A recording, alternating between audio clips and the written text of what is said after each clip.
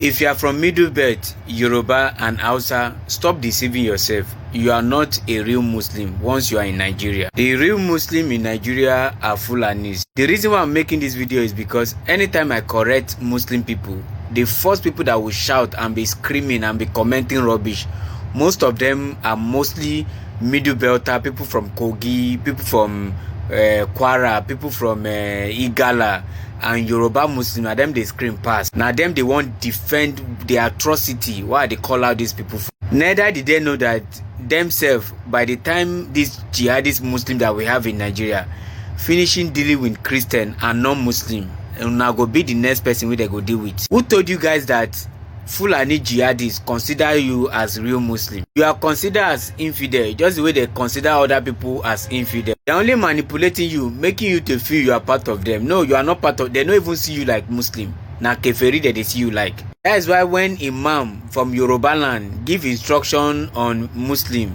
you know the whole. The only instruction where they hold now from Sultan of Sokoto. Even in another Siam, recently, even the fixing of date of the Ramadan fasting, there is controversy on it. Sultan say na this one na be the day of fasting. Imam from Ibadan say na this day be the day of fasting. But a lot of people say that Ibadan no correct. Say na Sultan of Sokoto correct. Even a Yoruba Muslim guy thought say na only Sultan of Sokoto only go listen to. Say because na him be the true Muslim leader. If a Yoruba Muslim guy can say na only Sultan of Sokoto in go listen to, say in own people Imam no dey relevant, that mean there is problem. So like I said, you will be Middle Belt, you will be Yoruba, you will be Hausa, you are not considered a real Muslim. You are just being used.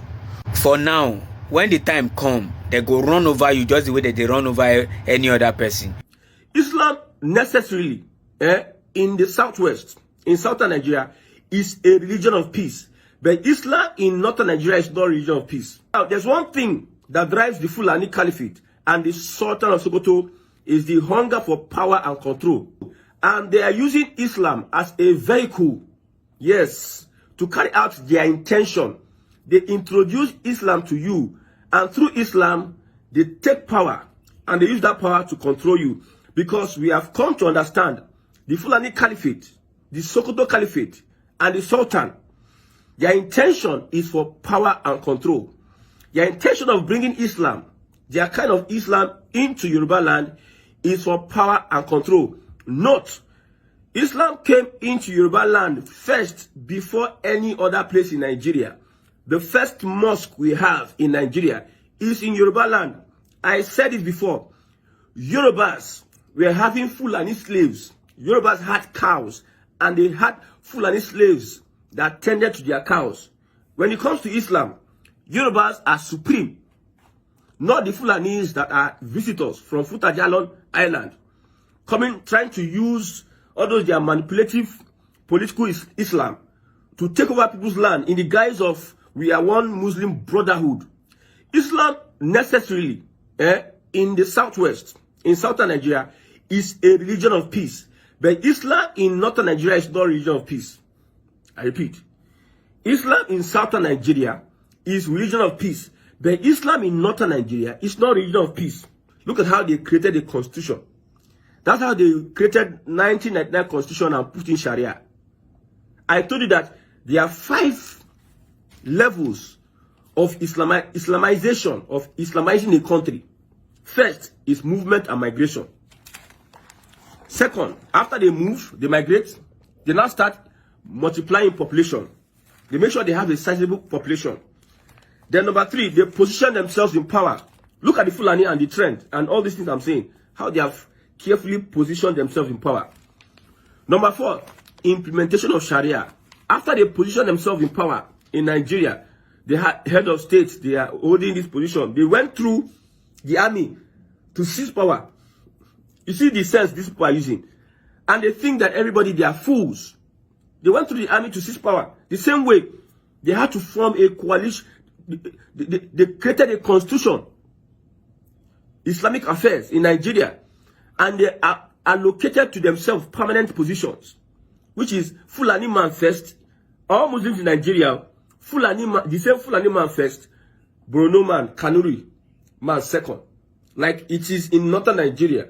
You know that an average northerner does not see a Yoruba person as a real Muslim. So they brought in former, I think, Attorney General of the Federation, Accountant General Adegbite. He was part of the people that created that constitution. And they were arguing for days. I'm going to read it out. They were arguing for days. What happened? After days, they now have to overpower. You know, there are some negotiations that you go to negotiate. At the end of the day, okay, let it just be like that. Let's just be like that. It is not like it was. The Adegbite said that it should be through election. Look at Christian Association of Nigeria, CAN. It is a process that is clear, even though they play politics. But that of the Muslim Association of Nigeria, a permanent seat for the Fulani, you can see how the brain they are using. And they use that Islam, that constitution, for power and control. Anything in Nigeria that the Fulani is involved, he wants to take power and control. These two things are the basis of Fulani agenda in Nigeria, so that they can Islamize the country, and through Islam, they become controllers. I'm telling you, they are not practicing through Islam, these Fulani elements. Because if they are practicing through Islam, they will not be using Boko Haram. They will not be using all this Lakurawa and all this to start committing atrocities on Nigerian people. I told you that in the south here, they practice peaceful Islam. In the north, they practice violent Islam. And the people who practice violent Islam want to impose on the south the kind of Islam they'll be practicing. Who gave them the authority? The Yoruba started practicing. There was Islam in Yoruba land before even them coming into Nigeria. Now they killed Hausa kings. Uthman Danfodio killed Hausa kings. Which of the kings was not a Muslim? These are questions we are asking. Which of these kings was not a Muslim? All of them were Muslims. They were looking for one excuse or the other. Now they say a Yoruba person is not a real Muslim because they don't practice all those their Salafist or Wahhabist kind of Islam. They don't practice it. Even though the Yorubas are even more Muslims, more peaceful. If Islam is a religion of peace, Yorubas are more peaceful than even them. I don't know the kind of Islam they are practicing. People have been telling you that Islamic agenda is a lie. No, it's true. I can tell you that I was born a Muslim. My people have been Muslim since the 7th century. I'm a Madinga. And we have been Muslim. There is nobody in my ethnic group who is Christian. All my people have been Muslim.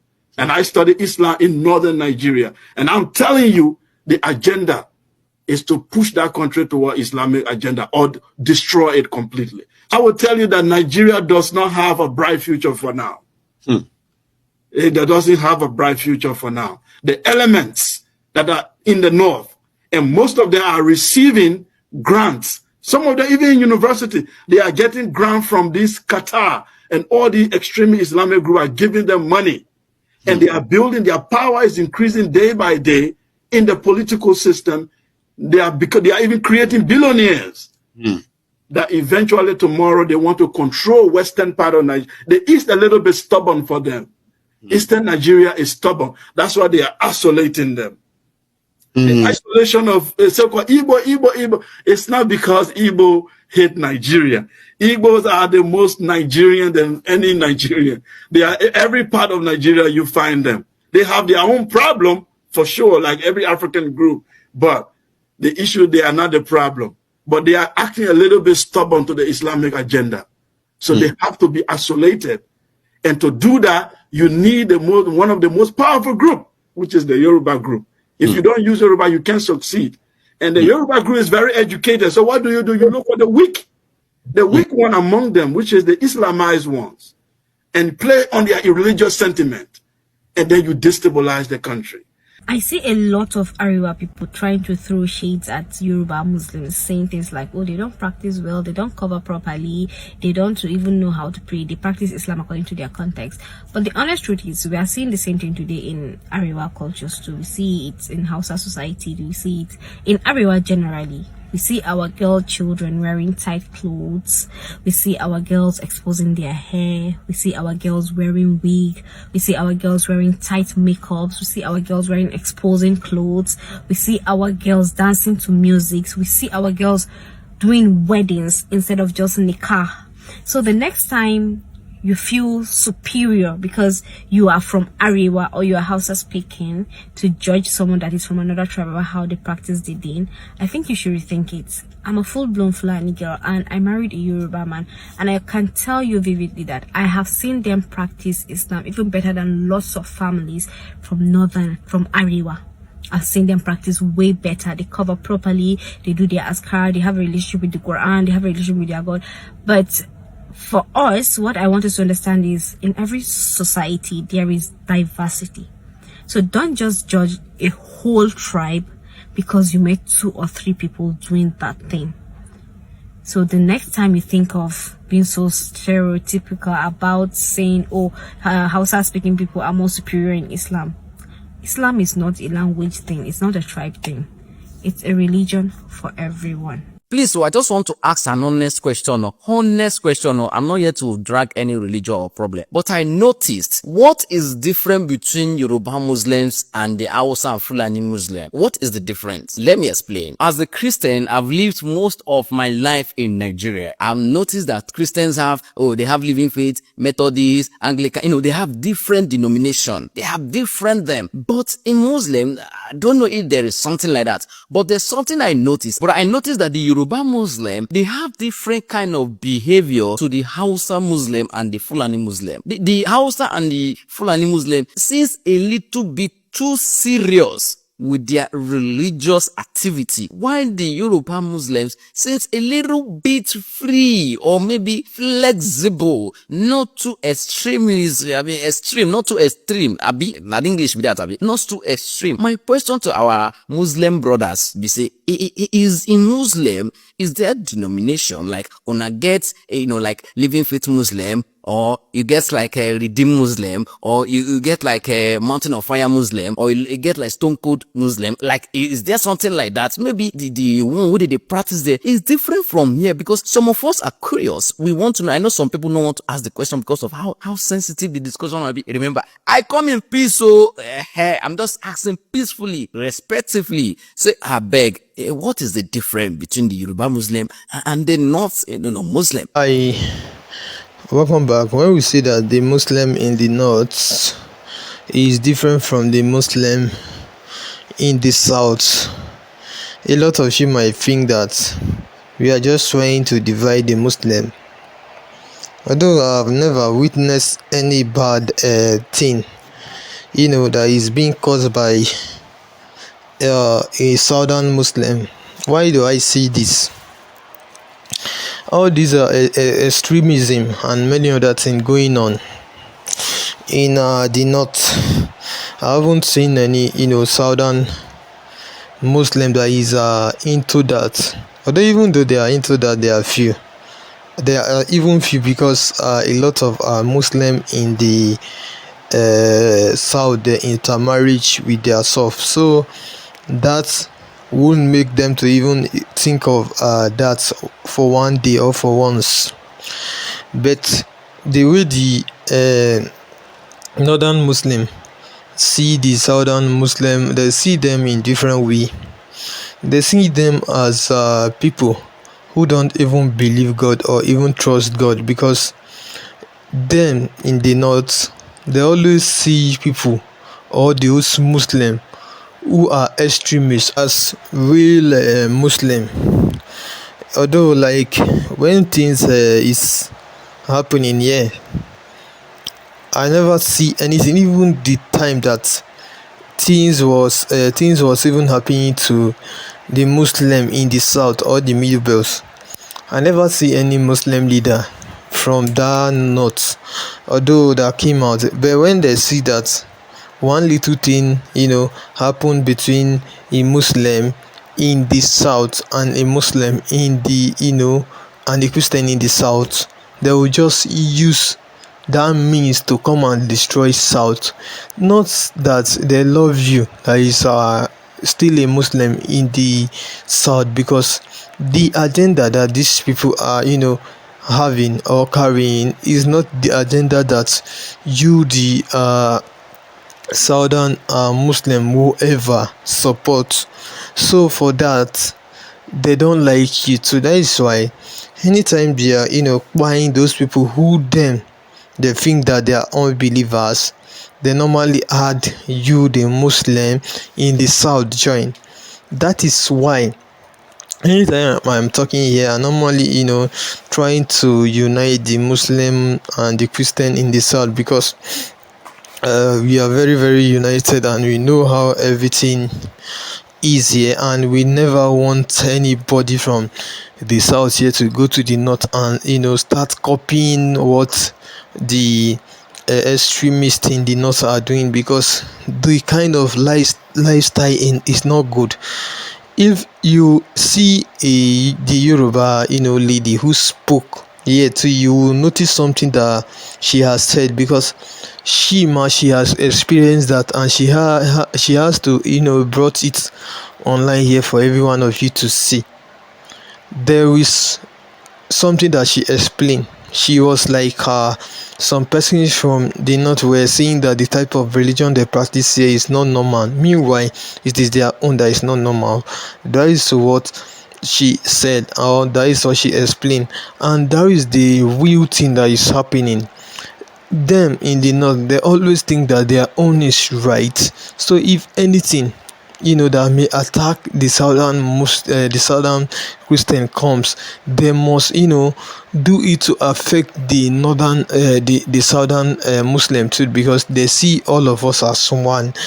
That is why when anybody is talking about how middle belt and southern Muslim is going to be affected, normally bring myself in, because I don't want anything that will affect them, because I see them as non-extremist Muslim. So when this type of thing come, instead of them to align with the southern Christian to make sure these are country and Islamic plan that these people have in their mind not to work, they rather, and they always do their thing with those same northern Muslim. There is no day that any alpha or anybody who is a leader from the south ever announce that Ramadan should start this so day, but it is only the one that is said by the southern that every one of them listen to, because they have seen you, the Muslim, from this side, that you are not a good Muslim. So anything you would say is not anything that they will support. That is how they are going to do to buy you too. If you don't know where you are, if you don't know, or if you fail to realize the kind of person you are, they will buy you like the way they are buying the Christian. And when this Christian genocide of a thing was going on, that a lot of person was supporting it, instead of you, the southern Muslim, to be in the support of that, so that you guys will have your own freedom through that, you start supporting the north, just because you notice that okay, these people are Muslim too. But now that they have started unaliving you guys, what you will talk, because you, the Muslim, cannot see that the Muslim are causing genocide on us, because there is no way it will work. It is only the Christian they can help you to do that. If you know what is good for you, start going to meet your Christian brothers staying with you in the south, so that and when anything is trying or to come and eat you, make you and that your southern Christian come out to defend yourself. That is all I can tell you today. So they say no, a word is enough for you, the wise. So if you like, just accept. If you like, don't even listen to what I tell you. It is your cup of tea. Thank you.